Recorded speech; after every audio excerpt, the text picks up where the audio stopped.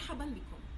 يناقش الملتقى العراقي للثقافة والفنون ندوة علمية وثقافية بعنوان السيجارة، كما يناقش ظاهرة الإدمان وآثارها السلبية على المجتمع. ناقش الملتقى العراقي للثقافة والفنون مساء يوم الأربعاء ندوة ثقافية علمية بعنوان السيجارة وظاهرة الإدمان وآثارها على المجتمع، فيما قدم الندوة الباحث ضياء الراوي بحضور كل من الفنانة التشكيلية الدكتورة ابتهال سعود العاني ودكتورة العيون آمال السيد والشاعرة لانا سويدات منسقة مؤسسة الحسين للسرطان. من فرح والميت البحر قد وافى من العدم حيا يعانق ماء النيل مبتهجا ليرسم الفرح الدافي بلا قلم.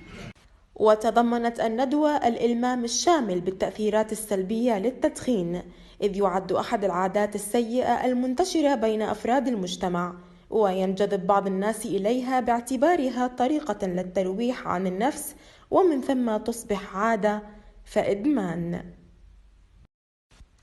وصرح الباحث ضياء الراوي قائلا بأن المجتمعات تحتاج الكثير لزيادة التوعية بمخاطر التدخين وتكثيف برامج مساعدة المدخنين عن الإقلاع عن التدخين، فيما بين أن الدراسات تشير إلى أن القليل من الناس يدركون المخاطر الصحية الناتجة عن إدمان السيجارة والتأثيرات السلبية التي تسيطر على جسم الإنسان. طبعا قادة سياسيين أيضا ملائمين للسيجارة والسيجار، منهم الزعيم الراحل عبد الناصر الله يرحمه، والرئيس الراحل صدام حسين. كان السيجاره دائما بالصور الرسميه. كاسترو بالضبط اشهر شخصيه كانت السيجاره، ووينستون تشرشل صاحب السيجاره القصيره. فيما أشارت الفنانة التشكيلية والدكتورة ابتهال سعود العاني بأن التدخين آفة حضارية كريهة أنزلت بالإنسان العديد من العلل والأمراض، وأوضحت بأنها تجارة العالم الرابحة، ولكنها قائمة على إتلاف الحياة وتدمير من يدمنها.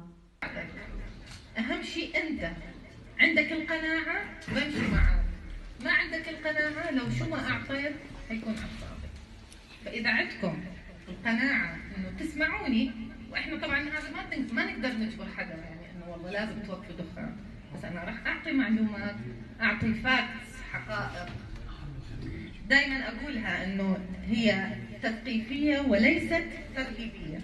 بيّنت الندوة أهم الآثار السلبية على الصحة الرئوية للمدمنين لمختلف الفئات العمرية، كما بيّنت الإجراءات والتدابير المحمية التي يمكن للفئات المستهدفة الرئيسية بما فيها عامة الناس اتخاذها للحد من مخاطر التدخين على الصحة.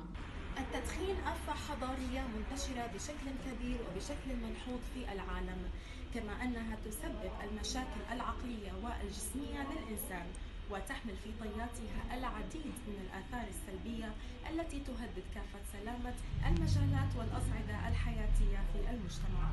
كانت معكم بيان مقبل، موقع كالدو الإخباري، عمان.